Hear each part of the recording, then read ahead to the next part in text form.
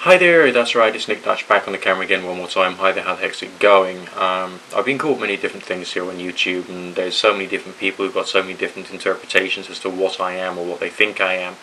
I've kind of like ceased to care as to what your personal opinions about me are and about what my perspective is. I mean, some people have called me an apologist, some people have called me a Satanist, some people have called me an atheist. I don't care what you think I am. What I'm going to do is present you with some information, and I'm going to provide links in the information box so that you can check them out for yourself. This is not the full story or not the full picture, but on the other hand, how on earth can I provide you with the full picture just in one little YouTube video? All I can do is present you with some information, and you can work things out for yourself. And if you subscribe, what I'm going to do is I'm going to carry on providing more and more videos that will provide more and more information and elaborate upon the picture just bit by bit. Firstly, I'm going to read from a particular blog. This is from the blog of Dean Radin, who's a person you may have heard of or you may not have heard of. Some people would say he's quite a controversial individual, but all I'm going to do is give you the facts as they're presented, okay? Ray Hyman said, "Proof in science happens through replication and not through single experiments." I agree. And so several classes of independently conducted Psi studies have been examined in detail to see if replication has been achieved. They have. E.g., an article currently in press in Psychological Bulletin examines, under other things, the question of replication of one type of Psi study, telepathy in the Ganzfeld. It provides unambiguous evidence that this effect has been repeated over thousands of trials in multiple laboratories around the world and reported in over 100 publications over 40 years. Another meta-analysis, including one published in the British Journal of Psychology a few years ago, indicates independent, significant replication of the effect of intention on a distant person's psychological condition. In addition, to date, there have been 6 studies of various Psi effects using functional MRI. 5 of the 6 have shown significant evidence for Psi. These analyses and studies are reported in scientific journals. Okay, so that should give you an example of the quality of information which is currently out there. Now what I'm going to do is I'm going to read through an article which was published in August of this year, August of the year 2010.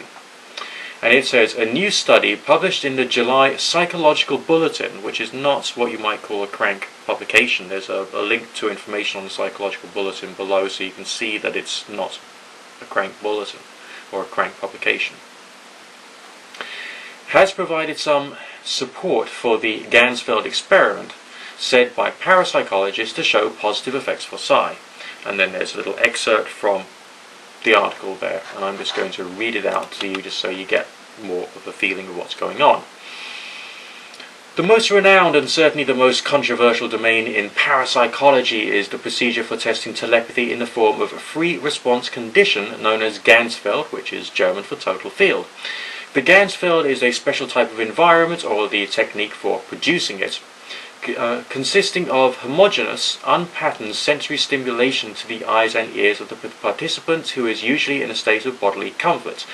Traditionally, the Ganzfeld is a procedure whereby an agent in one room is required to psychically communicate one of 4 randomly selected picture targets or movie film targets to the perceiver in another room, who is in the Ganzfeld condition of homogeneous sensory stimulation. The Ganzfeld environment involves setting up a undifferentiated visual field by viewing red lights through halved translucent ping-pong balls taped over the person's eyes.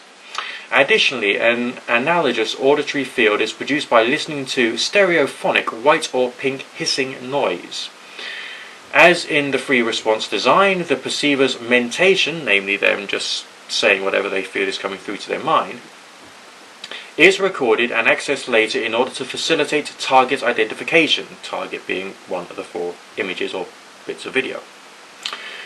At this stage of the session, the perceiver ranks from 1 to 4 the 4 pictures, 1 target plus 3 decoys, rank 1 being a hit. This condition follows the noise reduction model, which is considered psi-conductive because it allegedly reduces irrelevant background noise, leaving mainly the psi signal. Okay, that was the excerpt.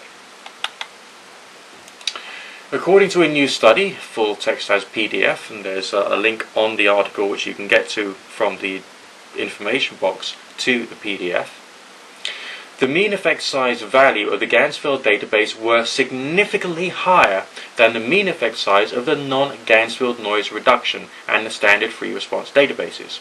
They also found that selected participants, brackets, believers in the paranormal, meditators, etc., close brackets, had a performance average over unselected participants, being normal people, but only if they were in the Ganzfeld condition. So they're saying that there's something special about the Ganzfeld condition. Okay, I'm going to have to do some more research to see what else science says are good conditions for psi to work, but never mind, let's go on. The linked article also contains a critical response from noted Psi skeptic Ray Hyman, who's he's a hard skeptic, okay, who basically says that psi results remain too inconsistent and meta-analysis such as this cannot be trusted because they allow manipulation of the data, as well as a response from authors of the study, Storm, Tresoldi and Di Rizio, who argue the irony of Hyman, citing an arbitrary representative group of 4 or 5 parapsychologists. So Hyman's basically been a bad boy. Hyman, the hard skeptic, has been a bad person because basically he's not looked at the whole picture and all of the studies which have been done. He's taken a small group who were a bit dodgy and said, well that's it, you know, that's what they're all like. Which is not really that scientific, but that's what that skeptic has done. And I don't know what you're thinking there, but I'm thinking like, you know, not good science, if you get my drift. So he claimed that the arbitrary representative group of 4 or 5 parapsychologists for his claim that psi results remain inconsistent, and note of the meta-analysis manipulation claimed that they were transparent in our procedures and findings, applied certain rules, and did not invent any untoward techniques. So, can we say that Hyman is essentially being intellectually dishonest? We could. He's supposed to be like the hard-nosed scientific person, and he's actually being intellectually dishonest in order to prove the skeptical point against the weight of scientific proof, scientific evidence done with these thousands of trials over 40 years. There's another excerpt from the article, which I'm just going to read out for you.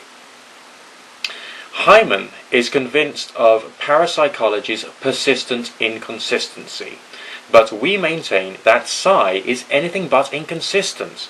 We argue that the meta-analytic results do count for something. It is of paramount importance not to dismiss statistical anomalies as nothing more than numerical oddities. We would hope that on the strength of the peculiarity of the findings, and in of themselves, the scientifically inclined will be sufficiently intrigued by the curious nature of psi to want to find out for themselves what the anomaly might actually be. So, you know, what can we actually say as a result of that? I mean, are there some people within the psi or psychic field who are a little dubious? Well, yeah, I'm sure there are. But are there people who are hard-nosed scientists who are also a little bit dubious? Yes, I think we can say that they are. Do skeptics use intellectually dishonest tactics to promote skepticism? Yeah, they do. It's a little irritating when there is this phenomena which has been demonstrated through statistical analysis to have some reality, and there's all these people who are supposed to be scientists who are saying no, but they're basing it upon something which is incorrect. Okay, I'm just going to leave it at that for the moment, because I think I've covered enough in this short video just to make you think.